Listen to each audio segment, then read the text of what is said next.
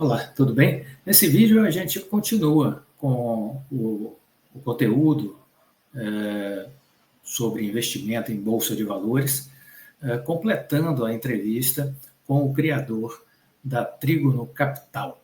Então, é um conteúdo que eu julgo que seja muito rico para quem quer investir, por isso estou trazendo aqui e comentando trechos da entrevista dele. Sobre o conselho, eu só queria tirar uma dúvida. Nessa linha de você ter poucas empresas, né, alta convicção igual a concentração, as empresas costumam ficar muito tempo na carteira. Quantas empresas, em média, entram na sua carteira por ano? Você já parou para fazer esse histórico? Chega a ter ano que não entra nenhuma ação nova na carteira? Não, sempre entra, né? A gente tem o fundo Horizon, que é o nosso microcap, né? Tem muita ideia, viu, Thiago? Puxa vida, se a gente tivesse mais dinheiro, só que eu não quero diversificar demais. Hoje o Horizon tem 14 empresas apenas, né? Sendo que só 2 estão no nosso fundo Small Caps, flagship. Eu posso dizer aqui que é Cap Schultz. Inclusive, porque a gente começou, puxa, eu tenho que ter uma base, né? Então são as 12. Outras 12, né? Foram entrando. A gente não tinha nenhuma dessas 12. Né? O Horizon agora está com um pouco mais de 3 anos. Mas, fizesse uma média aí, logicamente entraram 10 uma vez só. Eu diria assim, salvo um novo produto, né, que você comentou, né, no início, que a gente tem um fundo agora, Blue Chip, né, que entraram 15 empresas, das quais 2 apenas eu já tinha, então entraram 13 novas que a gente não tinha, né, eu diria que a rotação normal de uma carteira seria de 20%, 25%, um quarto, de 20% a 25% normal, né, que cada fundo deveria ter uma rotação normal, né, porque é uma nova ideia, ou algo que chegou ao seu valor justo, ou algo que eu tenho uma ideia melhor do que aquilo que eu já tenho dentro. Eu acho que não tem muito mais do que isso, não. Logicamente, nas microcaps, tem muita empresa, muita oportunidade, só que eu não quero ter 20 empresas, né? Aí eu como pessoa física lá atrás, eu tinha 50 empresas, 40, tudo que eu gostava eu comprava, né? Você não conseguia... É muito difícil, concentrar é muito difícil, né? A coisa mais difícil é você concentrar. Porque tem muita empresa boa, que eu gostaria de ter, agora como é que eu concentro nessa? É difícil. E tem uma coisa do... a gente tenta fugir muito aqui do efeito Dunning-Kruger, né? Que é aquele estudo que mostra que quando você não sabe nada sobre um assunto, aí você estuda um pouco e você sente que sabe muito. Aí você tem que estudar muito para perceber que você não sabia quase nada, aí de repente lá na frente dessa curvinha. E acho que esse é o risco de muito investidor, né? Conhece uma tese, estuda bastante, aí acha que sabe tudo dela e já bota na carteira. E principalmente nos IPOs. O IPO, os caras te vendem negócio lá, é uma maravilha. E, geralmente no IPO o mercado tá bom, né? Então tudo que compra sobe, aí é aquele problema. A análise talvez não foi bem feita, mas o resultado é bom. Então você acha que tá certo. O IPO, ele é muito bem preparado. Né? As empresas se preparam bem. Logicamente, eles talvez venham no melhor momento da empresa, porque ele vai estar bem analisando. Eu cheguei no meu limite. A não ser que você vai fazer uma aquisição, você vê a maioria dos IPOs que foram para aquisição deu errado. Né? Poucas empresas conseguiram fazer boas aquisições, porque eles também estão comprando coisas que eles não conhecem. E acho que era boa no fim, não foi, acaba queimando capital. Né? Então, e o Sell-Side, né, os nossos analistas aqui, são excelentes vendedores. Né? Hoje, da Modera fala que hoje talvez o principal é a narrativa. Você consegue transformar uma mulher feia, uma mulher bonita com a maquiagem, né? Você prepara ela, nossa, mulher bonita pra caramba, não tinha percebido. Então a narrativa, ela vende, e o Sell-Side, ele sabe vender, e a empresa ajuda. Então, carrega aqui, carrega ali, mostra isso aqui, e a gente se encanta. Mulher bonita que não se encanta, muito bonita. Nossa, cara, mulher... Então, assim, realmente o mercado se deixa levar pelas narrativas, né? E você não tem histórico, você não sabe como é a governança, conselho, né? E aí começa a... Bom, a mulher não é tão bonita assim, né? Puta, tirou uma maquiagem, meu Deus do céu, ele batom vermelho e me enganou. Tu aprendeste a investir na escola? A tua escola falou sobre...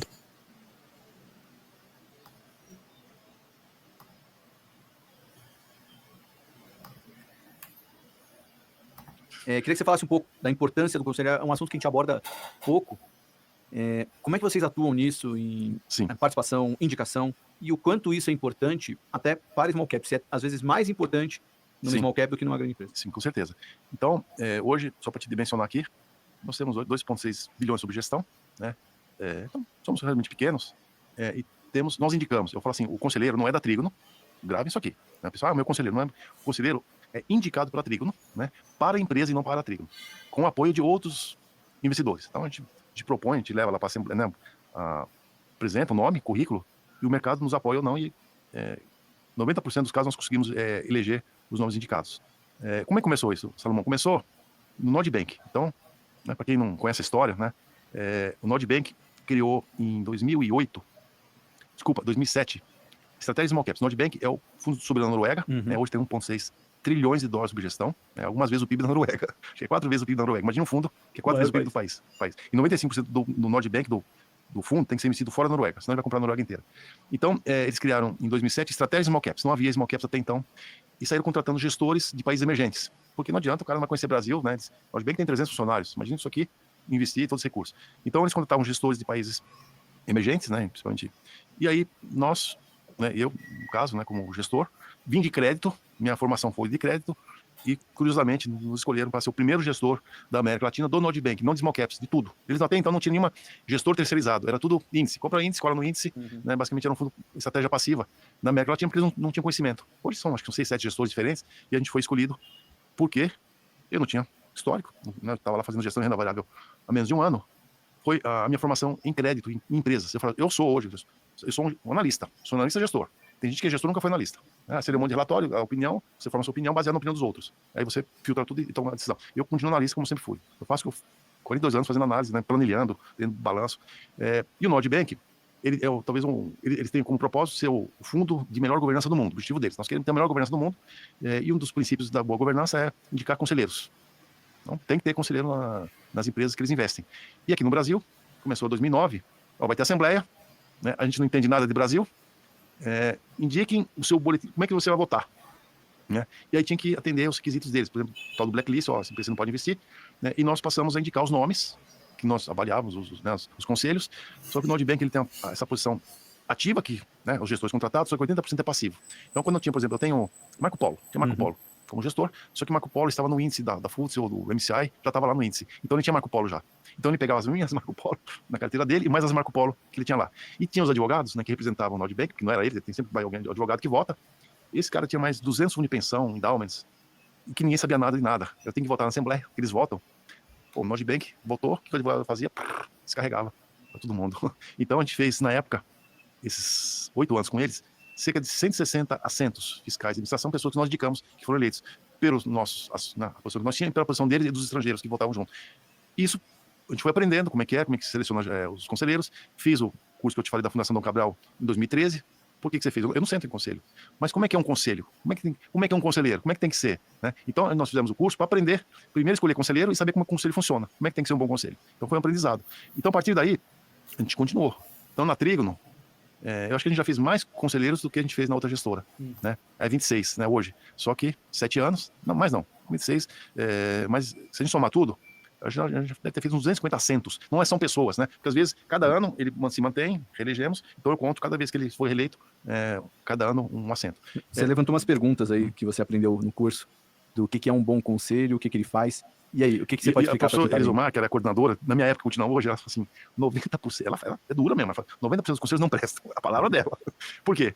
Porque eles não atendem os quesitos. Por exemplo, a maioria dos conselhos que nós temos aqui, das empresas que têm controle definido, quem controla o conselho são os controladores. Então você tem lá 8 conselheiros, 5, 6 é indicado pelo controlador. É uma coisa que eu discuto bastante. Então, na verdade, esses conselheiros eles estão a serviço do controlador, porque ele sabe, se ele votar contra ou não aprovar o conselheiro, ele no ano que vem não está lá. É remunerado, provavelmente ele quer, né? Porque hoje boa parte dos conselheiros são profissionais, não está lá para o esporte, né? A maioria dos conselheiros, ele só faz isso, né? Ele vive disso. E ele sabe se ele começar a desagradar aqueles que os indicam, ano que vem ele vai perder o emprego, assim, só pode dizer que o emprego, ele vai perder, né, aquele assento. Então, esse é um problema que a rotação, tem conselheiro que está lá 15, 20 anos, ele vai se perpetuando, né? Então você tem que trazer gente nova, você tem que trazer sangue novo, você tem que ter diversidade. Empresa de engenheiro gosta de ter engenheiro ao seu lado, né? Mas você tem que ter o cara de mercado de capitais, você tem que ter um cara, talvez tenha uma visão mais humanística de recursos humanos, você tem outra pessoa, talvez tenha um conhecimento ambiental, né? Questão de pauta ESG, então você tem que ter um conselho com diversidade de competências, né? O que é competência? Competência é o teu conhecimento. Não é que você é mais competente que o outro, né? Você é melhor que... Não, eu conheço. Só que eu sou engenheiro, conheço engenharia. Não, eu sempre fui financeiro, conheço a área financeira, mercado de capitais, trabalhei em banco, então minha competência é financeira. Então você tem que olhar aquele conselheiro como é que está composto, que falta, né? E às vezes falta muita coisa. Mulheres, diversidade, olhar feminino. Hoje, né, deveria ser pelo menos um terço, que é a dificuldade de achar candidatos. Felizmente, hoje na Trígono, nós temos já um banco de conselheiros enorme, já conseguimos identificar, só que falta capital. Hoje, dos 26 conselheiros, né, 7 são mulheres, ou assentos ocupados por mulheres. A gente gostaria de ter ano que vem 30 assentos indicados e 10 mulheres, um terço, 33% mulheres. Então, você tem que ter esse lado feminino também, né, que aí complementa a questão, né, todo mundo olhando do mesmo jeito. Então, basicamente, a gente olha os conselhos, né, quando você olha no formulário de referência, ou na proposta de administração, onde os conselheiros são apresentados, tem o currículo dele, e você começa a perceber, puxa vida, ele é ligado ao controlador, já trabalhou na empresa, tem uma relação com o controlador, então você começa a ver quem indicou quem. Esse é o problema, saber. E às vezes você tem empresas que 100% dos conselheiros são indicados pelo controlador. Aí eu já discuti com algumas empresas, né? Seu fulano, todos os conselheiros são indicados pelo senhor. Ele falou, Werner, isso é verdade, mas eles são independentes. O que é independente? Não, independente, sim, porque que nem você está me indicando alguém me indicou, eu fui lá e segui a orientação dele, eu peguei no IBGC. Sim, mas quem indicou? Foi você. Ele assim, ele está meio com o rabo preso ali, né? Se ele começar a divergir, será que ano que vem você vai reconduzi-lo, né? Então você acaba ficando muito amarrado com os nomes que você apresentou, porque você gostou dele, teve uma química pessoal ali, ele gostou de você, te impressionou, ou o conselheiro mesmo, ele, puxa, eu tenho que agradar o chefe aqui, né? Que se eu for muito desacordo com ele, ele vai me indicar. Então, o que nós defendemos, né, junto com a CVM e com a Bolsa, é que a parcela que esteja no float, né, ou que não seja do controle, pelo menos esses investidores tenham garantido 2 ou 3 conselheiros. Depende da quantidade de conselheiros, né? Que não, porque hoje o que é dependente? Qual é o conselho de dependência? Que não trabalhou na empresa nos últimos 3 anos e não foi consultor nos últimos 3 anos. Acabou. Né? Se é amigo, relacionado, né? Primo, sei lá o quê, é independente. Esse é o conceito. Então, ele não entra no mérito, né, de quem indicou, né? Por exemplo, a gente defende um fundo, nós temos resgate, temos aplicação, temos série de objetivos, e aquele controlador perpétuo, que não vai vender a empresa nunca. Ele tem um objetivo que às vezes não é o nosso objetivo, né? Então você tem que ter, puxa vida, tem um cara de mercado, que são os fundos, os gestores, fundo de pensão, né, seja o que for, que de repente o objetivo dele é diferente do controlador, que não vai vender a empresa. Então você tem que ter os dois do ponto de vista, né? Às vezes eu quero, puxa vida, por que não pagar mais dividendos? Não, só quero comprar, eu quero caixa para ficar comprando a empresa. Pô, mas eu quero dividendos também, né? Não é só comprar. Então você tem que estar, conselheiro, né? Vai lá e fala, ó, você tem que pagar mais dividendos. Recompra dividendos, né? Da nossa visão. Eu acho que às vezes é mais interessante recomprar do que pagar dividendos, né? Não quer fazer recompra? Então paga dividendos que eu compro mais as ações. Então assim, você tem que ter uma voz que represente os minoritários. E hoje não existe essa obrigação. A diversidade, a competência, né? Aí você vai ter um conselho que atue para a empresa e em benefício de todos os investidores, e não especificamente para o controlador, né? A dificuldade hoje, a gente tem uma corporation, que é o Kepler. Kepler, quem que é controlador? Não tem, né? Nós somos o maior investidor da Kepler, né? Mas nós não somos controladores. Aí tem outros conselheiros que a gente tem que compor e ver o que é melhor para todo mundo, né? Que atende a todos os objetivos. Então, na Dom Cabral, lá que a gente fez o curso, né? Qual que era um case. Você fecha o curso, é um case. Então, eu representava um grupo, onde eu era o CFO, eu CEO alinhado, né? E a proposta era comprar uma empresa de PVC, isso tudo fictício, né? Vamos comprar uma empresa de PVC no Nordeste, vamos crescer no Nordeste, nós estamos no Sudeste, novos mercados, etc. No Nordeste vai crescer. Só que poder, né? Mais empresa, mais negócio. Então, o CFO e o CEO alinhados, vamos defender.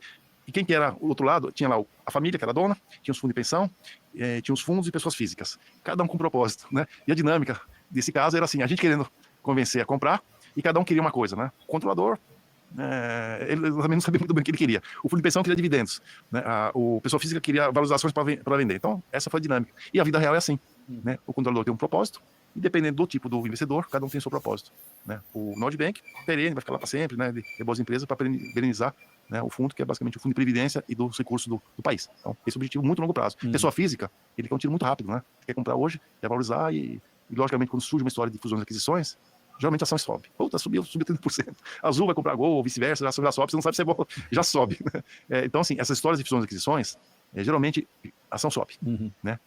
E é mais poder para os executivos, mas talvez não seja o melhor para a própria empresa. 90% das fusões e aquisições, elas destroem valor. As sinergias que se esperam não acontecem. Choque de cultura. Não é tão A gente está vendo bastante, um caso bem emblemático no setor de saúde no Brasil, e outros casos que a fusão não foi tão bela quanto as planilhas de sinergia. Choque de cultura, sistema, né? O meu sistema, o meu é SAP, o meu é Dove, o meu é não sei o quê, como é que eu integro isso aqui? É interessante, a gente estava falando de conselheiros, né? O Gentilo Genso, que foi na Previ, do BB, né? Hoje ele é vice-presidente da Tupi. Ele aposentou no BB e agora ele voltou. Já foi conselheiro, voltou como um dos vice-presidentes, né, justamente em novos negócios, tecnologia, né? E ele, conversando com ele, ele falou que ele estava no Banco Brasil responsável pela fusão e integração com a nossa caixa. Imagine, Banco Brasil, aquele monstro, né? Tamanho gigantesco, agência do quanto é lado, nossa caixa, concentrada em São Paulo, uma cultura diferente, sistema diferente, tudo, de repente, juntar, transformar numa marca só, uma agência só, sistema, tudo igual. E o Gentilo fez essa transição aí, falou, olha, foi desafio, tinha prazo, 2 anos, a gente vai ter que fazer. Então, todas as empresas a mesma coisa, né? Como é que você integra? Tupi comprou México, 11, 12, até hoje está digerindo.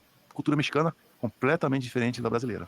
Lá em México, se oferecer $50 a mais para um funcionário, o cara pula de emprego, né? Então, como é que eu retenho, pessoal? Saltilho tem 15 mil vagas em aberto para a indústria, né? Então, disputando ali, quem paga mais leva. Como é que eu faço gestão desse pessoal? Como é que eu seguro, né? O Brasil tem uma cultura diferente, né? Língua diferente, tudo diferente. Como é que eu, né? Comprado agora Portugal, tem lá Aveiro, né? Praticamente fala português, mas é Europa, é outra cultura. Sim, né? total. Né? Então, assim, Exceed, cultura Fiat, né? É outra cultura. Como é que eu encaixo isso aqui tudo, né? Faço o mesmo cultura muito, muito complexo, né? Talvez as pessoas seja a coisa mais complexa numa fusão. Werner, a gente podia continuar o papo.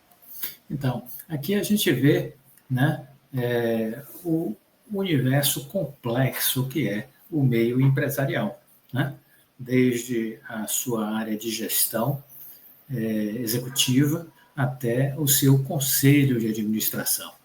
o quanto de informação a gente pode ter aqui rapidamente nessa explanação dele, do Werner. E o que é que a gente pode subentender disso tudo?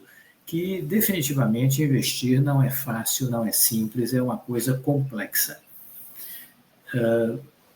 Você, se quer investir, precisa dedicar-se, ter tempo, estudar e desenvolver uma mentalidade para ter segurança no que você está fazendo. Se você não tem esse despreendimento, se você não tem esse tempo, se você não tem esse interesse, é preferível pegar seu recurso e colocar num fundo de investimentos. Ele vai fazer, talvez, um pouco melhor do que você faria sozinho. Entendeu?